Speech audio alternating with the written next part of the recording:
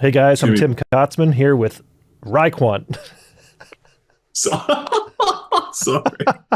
Like, We're gonna keep all this in, but just pretend like we're gonna do it again, right? That was the just put behind it, yeah. There are no just put it bloop. on Yeah, there. yeah. Hey guys, I'm Tim Kotzman here with Raekwon. Ryan McGinnis. Do you have other names? What are we supposed to call you?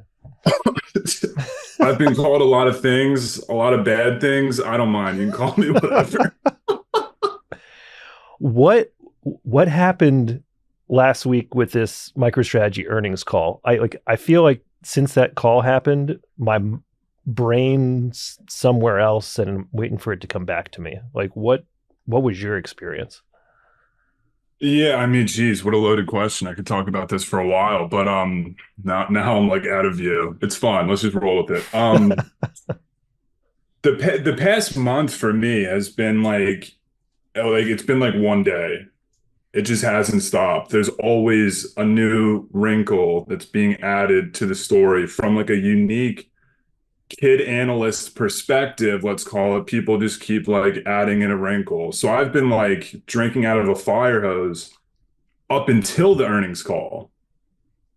And then the night before the earnings call, I saw Saylor put out this almost like cryptic tweet about like the meaning of life, the universe. And I was like, wow, they've never done that before. You know what I mean? So Mhm.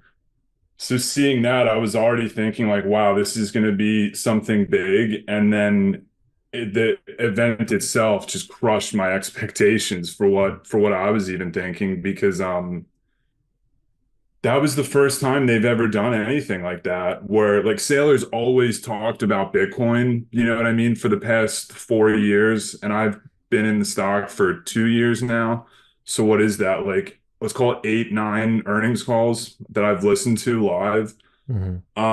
And Sailor's really only talked about Bitcoin during that time. I think he's probably, and I'm guessing here, probably a little bit hands off on the software business. That's probably like fully delegated.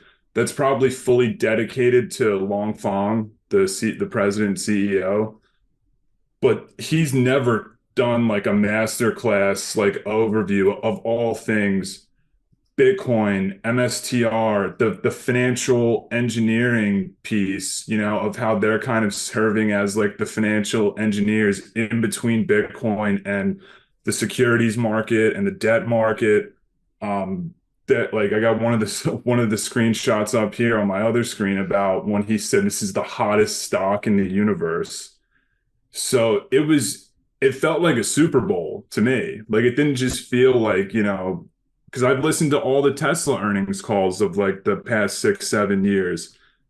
Nothing was this cool with video, with charts, with data, like a total masterclass of data. And the thing I want to say there is it's not just Saylor. Of course, he's the quarterback. He's the top guy. We can talk about him till the cows come home, and we all end up doing that anyway. But there is a real team of winners involved in that roughly, let's call it 10-person treasury analyst team and the people who run the BI software business, which Yeah. I still love. You see the dog in the background. Yeah. People are going to Sophie. be distracted. They're going to have to rewind the video because Sophie. they're going to love the dog action.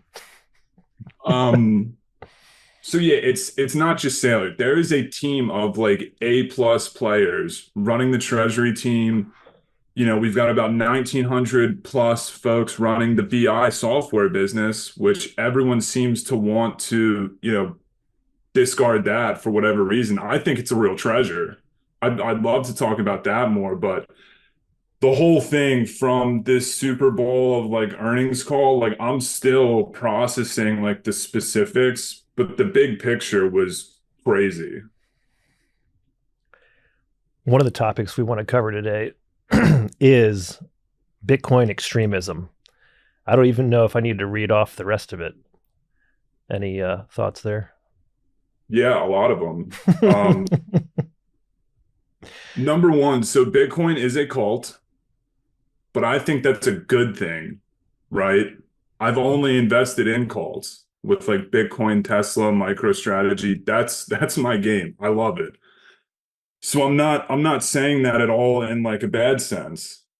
And here's the other thing I'll say. I'm a Bitcoin maximalist, right? That's what I am. So I'm not going to be breaking down like Solana on-chain numbers or Ethereum this or anything else. So I feel like I'm like a part of that cult. But the differentiating factor between, let's say, like the Tesla cult and the Bitcoin cult is these people, the extremists, are so locked in on like all of the things that come with it, like destroy the Fed, we hate the banks, any security is a junk coin, anything, priced in dollars is a junk coin, which oddly enough, like Bitcoin is priced in dollars. So, but just let me talk about the word extremism at first, because we see this phenomena play out all across life, right? Like we still have Supreme Court justices who are there to like interpret the Constitution, let's say, because the range of interpretations can be so wide. Mm-hmm. We of course see this in religion. We see this in just other like big aspects of life. There's different ways of interpreting these things. And that like that's all fine and good that people want to have this super like extremism, like any stock is a junk coin, fiat's like going to zero tomorrow. People can like think those things if they want. And this was the point that I think Saylor touched on with his recent interview in DC, where the young woman flew to DC to be in person with them. Mm-hmm. That's when he said the whole, paranoid crypto anarchist. I'm in his camp with this, right? And by the way, I'm not just agreeing with everything Saylor says, like just for the sake of agreeing with them. If Saylor started buying Ethereum tomorrow, I'd be like, I'm out. But the reality of the world as I see it, in my interpretation, right, back to the different interpretations that we can have, the banks are not going to collapse tomorrow. They're so systemically like locked into the human condition, and we all learned that from 2008. They're not going to fail unless America was to fail or default, which would probably require being conquered in a military capacity. Do you get what I'm saying? Like it's not impossible, but I put that as like the smallest of smallest probabilistic outcomes. So with that being said, I'm still down to own Bitcoin on cold storage and, own equities, gamble a little bit in the options market. You see what I mean? But you got to look at this thing like holistically through the lens of like just the interpretations. And so many people within the Bitcoin community, especially like OGs and stuff like that, not everyone, but many of them, like they wrap the entirety of their lives into Bitcoin ethos, whether it be like they only eat beef, they only fry their French fries in tallow, they didn't get the vaccine, and they want to tell everybody all these things all the time because it all comes down to their like cult like belief in Bitcoin, which is a good thing. Again, I think cults are good. That's fine. But we should be more cognizant of like the totality. I'm thinking of like a distribution like bell curve. Like we should be more cognizant of like there's a lot of different interpretations here. No one of them is like 100% correct. They're all subjective, and we all just come at this from our different like lens. Is that a new microphone? Did the GoFundMe actually come to pass, or tell us about that microphone? I don't. Tell me about the microphone. No, it's one of those things like I like there's so many settings on this thing, and like I was talking to your buddy who's in the room, like a true audio engineer. There's so many different settings and plugins and all that stuff. I'm terrible with these kind of details. Like even on our True North calls, I'll ask the guys like 5 to 10 minutes prior, like, wait, where's the link? I'm always running late, and I'm just so bad on these types of details. But no, this is the same microphone. I think I just have it angled right with the right settings. Looks great. So yeah, I didn't know if it was something new that we needed to cover. For folks in the West, there is no conceivable reason to ever spend or sell Bitcoin. What are your thoughts there? Yeah, I mean, these are some of the things that I just texted Tim as far as like topics for today. And look, this is my view. Mm-hmm. Again, going back to the bell curve of interpretations, right? Like some people want to just stack as much Bitcoin, and then when they reach a certain age or a certain net worth, they'll just start spending it and like run it out to zero. Mm-hmm. Some people do other things. What I'm planning on doing is like my Bitcoin, like my real Bitcoin is just never going to move. And the distinction there, when Tim said like for folks in the West, I don't mean like the West Coast. I mean like, Yeah. I mean like The East if you Coast as well? had from sea to shining sea. Yeah. But it's really not even people like living in America. It's like if you have access to Western banking rails, if you get paid in dollars, that's the group of people I'm talking about, right? Because we were talking about this recently about like I was making a case on a Twitter space for like how fiat as a medium of exchange works phenomenally well for me. And again, this is just one interpretation, but between Venmo, PayPal, Cash App, my money automatically goes into the bank and then it automatically pays my bills. Like I've automated all that stuff. I can send people $100, $1,000 on like Cash App, PayPal for whatever. That all works great for me. I hope to like keep using that system indefinitely. Now, other folks in other parts of the world, that might not be a reality for them. They might have like very corrupt governments. They might have very unstable banks who will like force you out of your money, right? And all of those things. And I'm curious to learn more about those use cases as I have been for the past like number of years. But for me, like this is what I'm saying. This is like the dominant asset, right? Like human history has never seen anything like it. So why would I use the, let's call it excess capital that I'm saving in Bitcoin? Why would I ever touch that if I also recognize that like the fiat banking system, and we can talk about how bad it is. We can do all that stuff, but it still works perfectly fine for all of my use cases. So that's my point there. It's like I would never sell my Bitcoin, and it almost puzzles me as to why anyone else would in the West. Hey guys, today's episode is brought to you by Stampseed. I would just recommend that you go right to stampseed.com and check it out for yourself. I've held it in my hand. It's a titanium seed phrase storage device. This thing is one solid piece of titanium. There are no loose pieces, and you can hammer your seed phrase in letter by letter. When you go to stampseed.com, use promo code TIM15 for a 15% discount on the entire website. That's TIM15.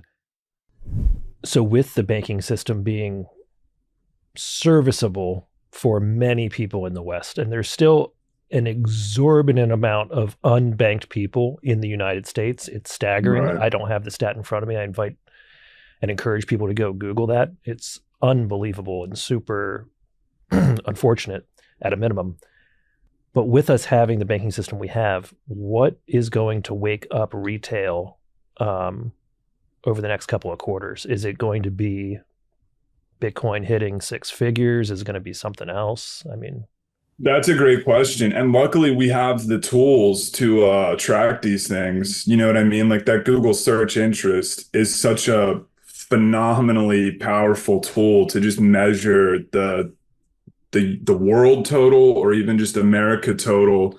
How many people are talking about this? How many people are searching for things like Coinbase.com or what have you? So what'll be the catalyst?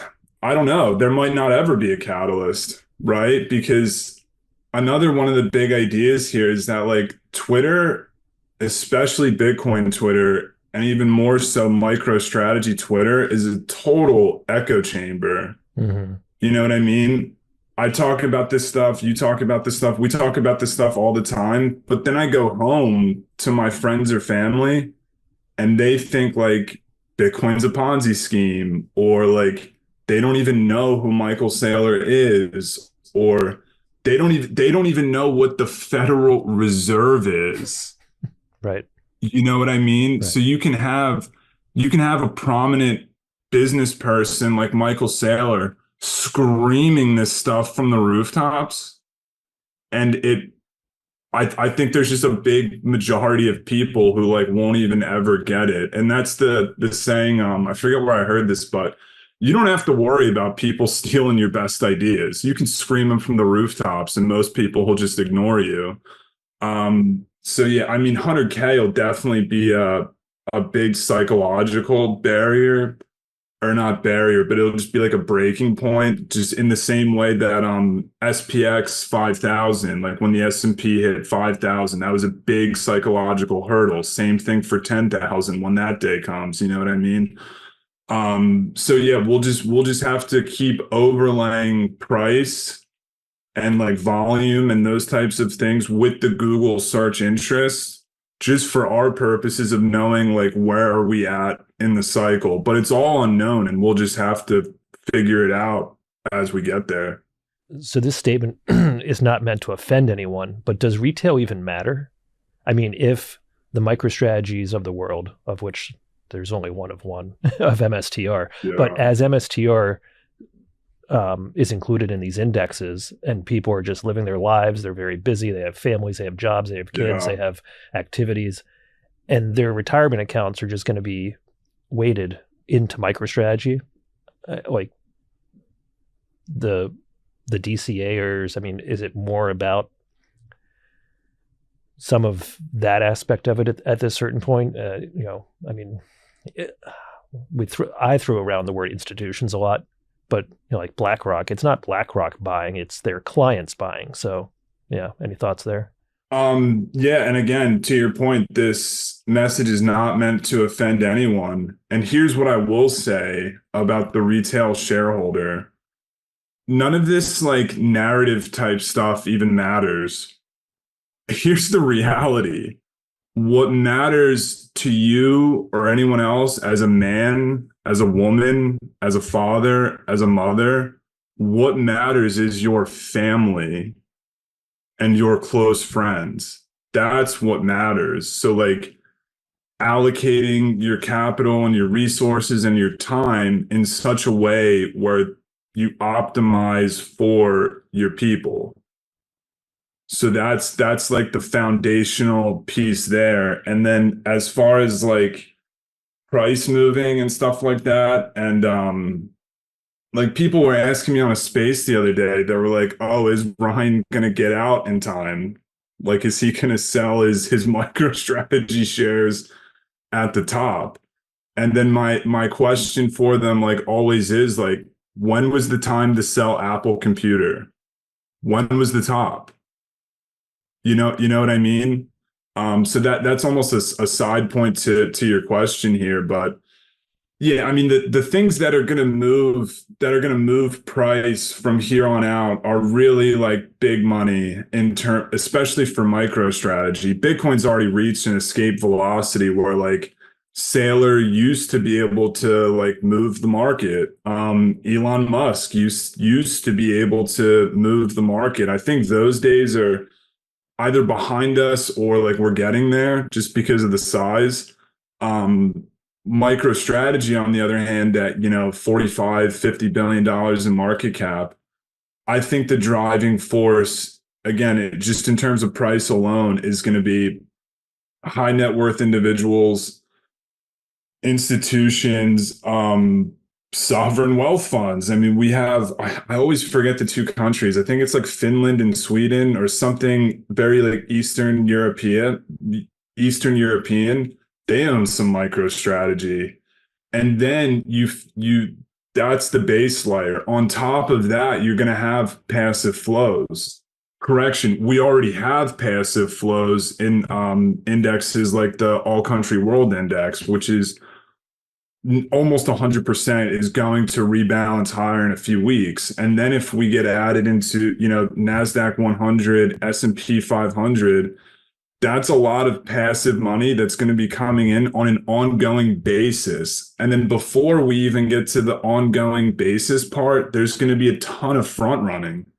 There's going to be a ton of people like me who are like number go up mercenaries in both the call options and like the stock itself, or maybe they'll put on like MSTU, or they're gonna want like extreme exposure to the number go up phenomenon. So I would say it's really like that whole picture there, just for the price part alone. But again, it's the family unit that matters. Like that's my main answer to the question.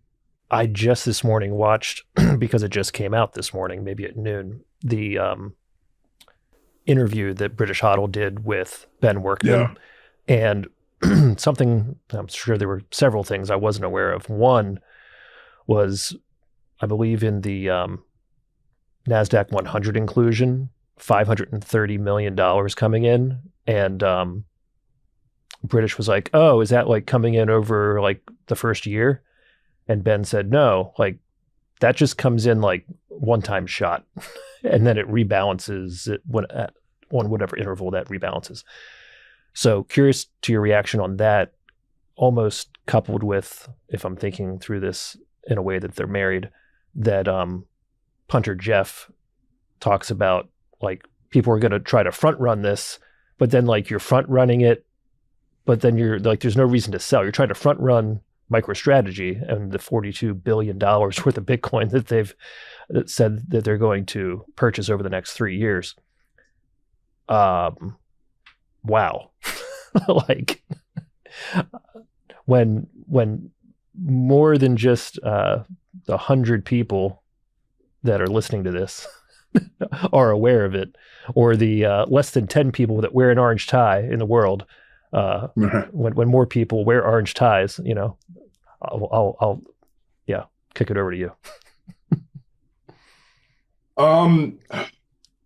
There's just so much going on here. You know what I mean? To your point about the what Ben was saying, I still have to watch that video, because here's the thing. There is so much content, and we've talked about this like a month or two ago. Like the escape velocity of content is so real, we can't even keep up. But that's a great problem to have.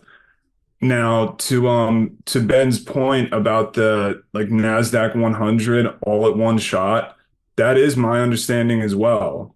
I could be wrong on this, Ben could be wrong on this, but that is my interpretation. Like that initial inclusion is like a hammer, like on the close that day of inclusion.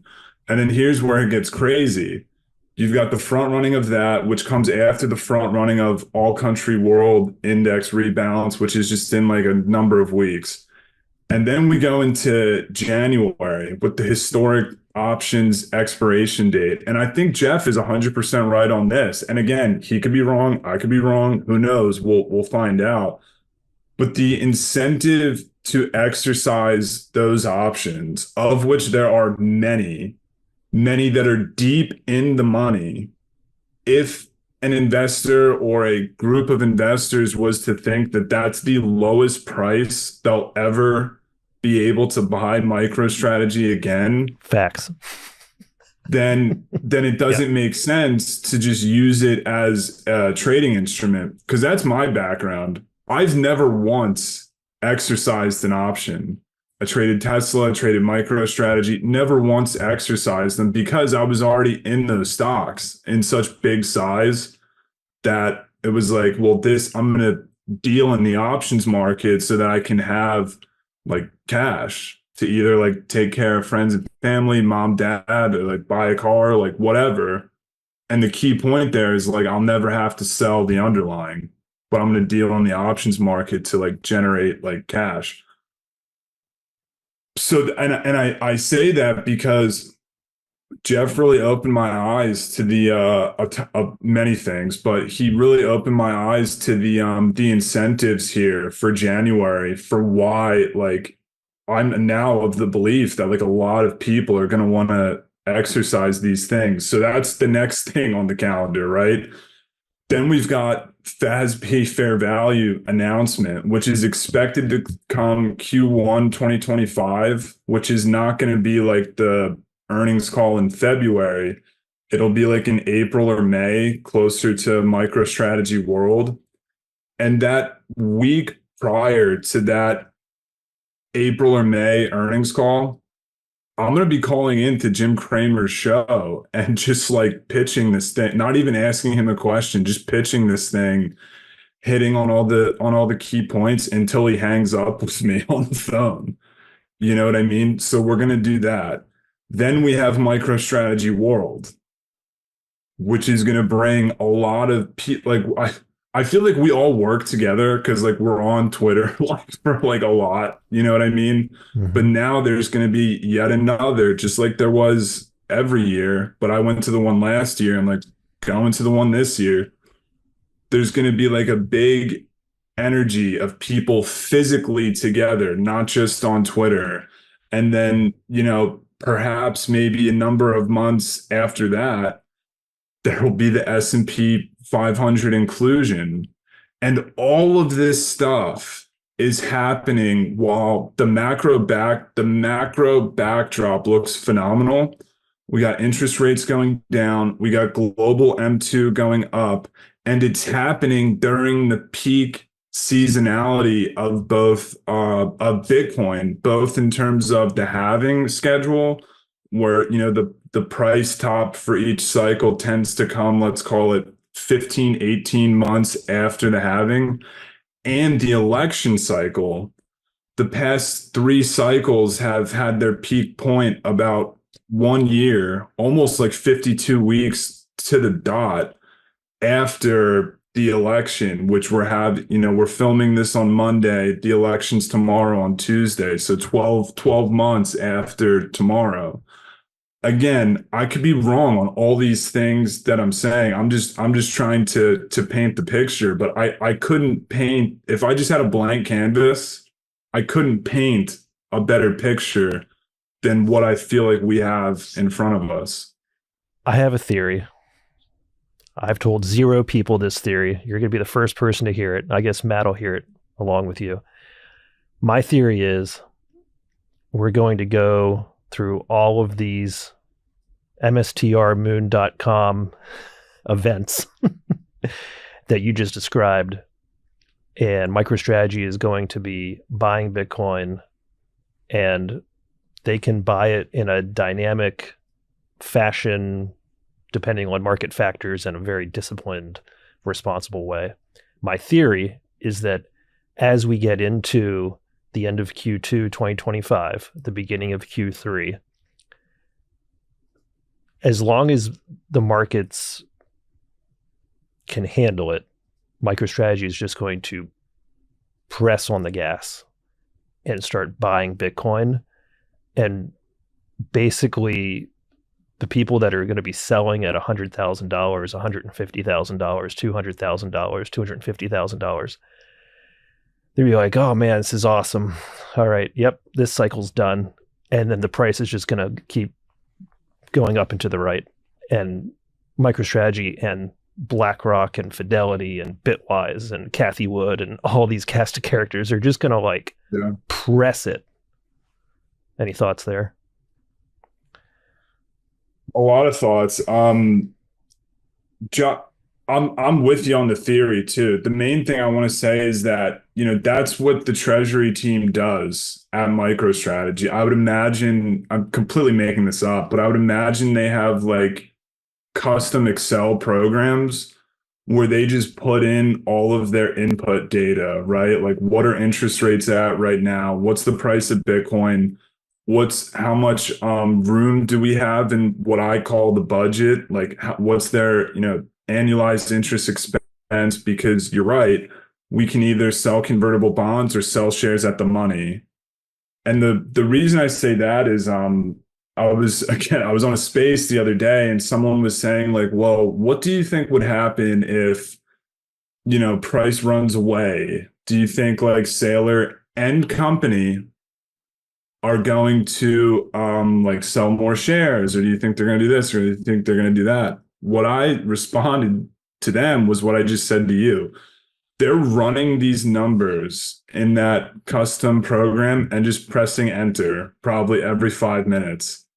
So we don't have to think like, oh, what if this happens in the future? Do we think they would like sell shares because of that event? No, they're ahead of all of us just running this program. And to your point, I think they're going to keep their foot on the gas and press it as hard as they can for the foreseeable future. And that's like the reflexivity that we were talking about on our first podcast and on like other speaking arrangements that I've had with people. Like there's just a monster reflexivity between the MSTR stock price and then what that allows them to do in terms of buying more Bitcoin. And then so I'm with you 100% on the theory, clearly. The other just quick story that I'll say here is Josh Brown, downtown Josh Brown, the compound. I've listened to him for years. I think he's really like the sharpest of like the regular guests on like CNBC, and like the sharpest of the much broader like TradFi like media establishment. He was saying years ago, I think it was even before COVID, he was saying like he got up like real close, like looked into the camera, and he was like, if you're selling Apple computer here, think about who you'd be selling it to. You're either, and then he listed three options. He was like, you're most likely either selling the stock to the company itself for their buybacks, you're selling it to an index fund or the myriad of ETFs that like mirror the NASDAQ 100, let's say, or there's a ton of these. Like there's the top 50 stocks in the world. Like Apple's like the biggest one in that. So you're selling your shares to the company, to the index fund complex, or you're selling it to Warren Buffett at Berkshire. And this was again before COVID. This was before they were, selling shares or anything like that. So I think that's the point here. So it was like in your question there somewhere where like, oh, people might get excited because they bought Bitcoin at like 50,000 a coin. Now it's 100,000. They feel like a genius and they're going to go like sell it and cash out. And it's like, think about who the buyers are. Like just think for 1 second about who the buyers are. I think you said it so well in saying that BlackRock's not buying this Bitcoin. BlackRock doesn't own anything. They have 10 trillion in assets and they're like $180 billion market cap company. They don't own any of this stuff. They're just a custodian. But the people who want Bitcoin exposure will be buying it. So we can just simplify and say BlackRock is a buyer behind you. You've got nation states like Nayib Bukele and forgive me, I'm probably going to butcher her last name, but Maya Prabhu of Suriname. If she gets elected, day one, she's buying Bitcoin. We've got Senator Cynthia Lummis pushing like we want to get 5% of the entire Bitcoin supply over the next 20 years. And if the orange man like real estate guy wins and Bobby Kennedy, who also feels the same way that Senator Lummis does, if they get in and they bring in I won't even say the name, but if they get in and they, start buying Bitcoin, look out. And then we've got, of course, Saylor and company saying we're buying 42 billion over the next 3 years. So that's just a really like kind of like meta, like you can sell this thing. And my whole big pitch is like, I'm never giving financial advice. I just want to give and take with ideas. So people can do whatever they want, but I think we should probably be pretty cognizant of who's on the other side of the trade, who's buying it from you. And it's like that sailor quote of if you're going to invest and you're going to buy things for the long term, here's what you do. You think about what is an asset that someone smarter than you and richer than you is going to want to buy from you. That's like the big concept there. And they're not going to want to buy someone's like SPY, like S&P 500 index. They could have done that 20 years ago. They're not going to want to buy someone's treasury bonds or someone's, apartment, like real estate. Like they're just not going to want to buy that. But if someone has, Bitcoin, MicroStrategy, these types of assets, I think people way richer than me and way smarter than me are going to want to own them in the deep future. You want to talk a little bit about Hal Finney and how if you want to change the world, write code? Yeah, powerful stuff. I mean, I tell this to some of my buddies or young people or like their kids, because I'm like one of the only guys in my family and like broader like family friend network, if we want to call it that, who was in the army. And so people say like, should I join? Like, I want to serve. I want to, I want to give back to the country. All of those good patriotic questions. And I tell them no. I say, go to Princeton, study computer science, and then write code. You want to serve, you want to change the world, you want to give back. And I mean, it's just so fitting. It's so fitting that Hal said that. You know what I mean? Given his history as like an early cryptographer and a hardcore computer scientist. I think he actually said that quote in the year I was born in 1992, if my memory serves me correctly. It's like that picture of him, like the old computer, and I think his like wife behind him, the old computer. So yeah, I mean, if you want to change the world, don't waste your time with serving in the military, because you or me carrying a gun in the woods in Fort Hood, Texas, doesn't change the world. You know what I mean? You do something like Bitcoin, or even not even Bitcoin. If you're the lead engineer at Apple writing the iOS software, you have fundamentally changed the world. And we can debate if it was for the better or not, but like you provided the most robust like software to the world. And to me, that is service in the exact way that firefighters, hospice nurses, the guys who are putting roofs on people's houses in July, like that is service. And if you really want to be of service, write code. Greshams Law. Yeah, I think I forget what I was even texting you. Oh yeah, now I remember why I texted you that one. There's been like an ongoing discussion, and I find it to be very interesting about whether or not Gresham's law is applicable to Bitcoin. I think it is. Well, maybe let's pause here, and I'll just say what I forget like if people Google the Wikipedia, it'll be the first thing that comes up. But my interpretation of Gresham's law is simply that the hardest money will disappear from circulation, right? And that kind of goes back to like what I said about, folks in the West. To the extent that they want to be a Bitcoiner, I don't ever see a reason to sell it. That's like the harder money simply disappears from circulation, meaning people aren't actively like transacting in it and like moving it around. And I think there's a very compelling case. Maybe after this call, I'll get TradingView up and going, and I'll just put out a short post on this. But if you look at Bitcoin over the past 5 years, or even longer, right? But let's just use the past 5 for right now. Price obviously went up like 700% roughly. and the vol let me try and get this right. And the volume is going down like this, which is so incredibly rare. And here's also the caveat with this. Data could also always be like wrong, but I think this is right and legit. So you've got volume going like this, while over top of that, price is, going like this.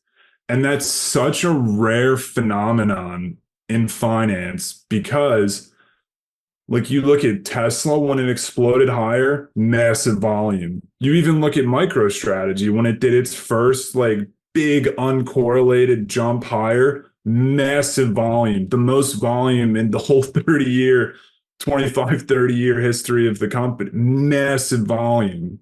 That's the normal phenomena. Nvidia, there'll be massive volume on those like jumps and gaps higher. But with Bitcoin, volume's going down and price is going up. I think I think Bitcoin is literally disappearing from circulation. Hence why I think that Gresham's law is applicable to Bitcoin. How do you think about the value of MicroStrategy's BI software business? Oh, the software business. I love this thing. I love the software business. And when I first started buying the stock, the software business was free Mm-hmm. because MicroStrategy was trading like 10 or 20 or let's say 10 or 20% below its Bitcoin holdings in after FTX blew up and for like 2 or 3 months it was trading below its Bitcoin. So I was like, at first I was just there for like, oh, Bitcoin exposure. The thesis has of course been refined and sharpened, but I was like, oh, Bitcoin exposure, and I can leverage this because I can't lever my cold storage Bitcoin, but I can lever this and buy more MicroStrategy. I was like, this is great. And the software business is free. Mm-hmm. And look, I think the software business is just such a treasure. And here's why. Because the numbers, the business fundamentals, yeah, it's not Google. Is that fair to say? It's not, growing revenues at 20% a year. It's not kicking off so much free cash flow that the Googles and Apples of the world have a real problem. This is when Steve Jobs, God rest his soul, but when Steve Jobs was still with us towards the end of his life, he flew to Omaha, Nebraska to meet with who else? Warren Buffett. And he was like, hey, man, I got so much cash. What should I do? And Buffett goes, do you think your shares are undervalued? And Steve always thought the stock was undervalued. So he's like, yeah, but Steve Jobs didn't want to do buybacks. And that's just kind of like a side story there. But yeah, these Apple, Google type software driven businesses, they're now at like the stage they have a problem with too much cash. So they're buying it back. That's not MicroStrategy, right? That's fair to say. Mm-hmm. And if that was MicroStrategy, they either A, would have never bought Bitcoin. Also, COVID played a big, big factor in that for Saylor specifically, because he was worried he was going to have to sell the company and it was just going to get crushed and crushed and crushed. So if the software business was Google, A, we might have never been in this position. We might not be on this podcast right now. And the other thing is that if it did look like Google and they bought Bitcoin, the stock price would be 10, 20, 30 times higher than where it is now. But what I loved was that so many people left this thing for dead. They just discarded it and they were wrong in discarding it because here's my interpretation of the software business. Saylor on that podcast with I believe this young woman's name is Maddie. I should know this. The young lady who flew to DC. He said we have thousands of customers. And I've been trying to find the total customer list through ChatGPT and all the other sources, and it's kind of like kept in house. But now we know the total customer number. It's thousands. The thing that I do know with certainty is that the software business has like every type of customer imaginable. It has small businesses, private businesses, large public companies like Microsoft. They have governments like American DoD like uses like MicroStrategy 1 or one of those products. Churches, nonprofits, universities. The reason I'm stressing this is to say that like this software business is so well entrenched globally. You know what I mean? Mm-hmm. And the nature of a lot of these like subscription services or contracts of some form just adds to that component of like it's well entrenched, meaning as long as this thing doesn't die, which I don't see any reason that like it would. Again, it's not Google, but I'm not writing this thing off. As long as it can just keep doing what it's doing, that's great enough because that'll provide us like the necessary credit rating, which we already have. I forget that double B, triple B, something like that, but it's good enough to accomplish the following end state: borrow billions of dollars for 50 basis points, 60 basis points, 100 basis points, and then buy as much Bitcoin as possible, right? Like that's the key takeaway. It's good enough to the point that it's great to me. And as long as it can just keep chugging along and just allowing the MicroStrategy HQ to keep doing what they're doing, then it's phenomenal. And it's also phenomenal because nobody understands that. Nobody took the time to think deeply about, sure, the business fundamental numbers like aren't great, but let's think about this. How well entrenched is it? Is it going anywhere? Let's talk to some of the software engineers. Let's get their feedback about like how healthy the business is directly. And then this just takes me back to the Sailor quotes of, you know, the things that you want to invest in, there's three pieces. Nobody understands it, everybody needs it, and nobody can stop it. And that first one of like nobody understands it, that's also the Sailor quote of let them take 10 years to figure it out because that's how you 100x. And I think that's just so true. Any closing thoughts? Dude, I'm pumped up now, man. This was let's go. This is fun. We might need to incorporate the dog into the next episode. I think the crowd's going to really ask for that as we move forward. I know. I tried to get her here, but usually I'm telling her like, like leave me alone. She'll come like sit right here and like cry and just Mm. like get me to go out on the balcony and we'll throw the toys around. So she probably thought I was coming in. But yeah, we'll get her over here. All right.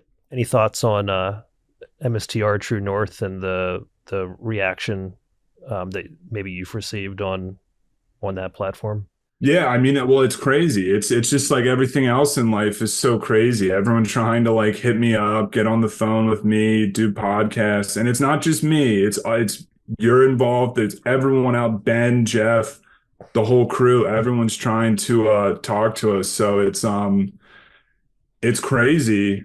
The my closing thoughts would just simply be let them take 10 years to figure it out because that's how you 100x. Thanks for the time today, Ryan. We'll do this again sometime soon. Awesome. Thanks for having me, Tim.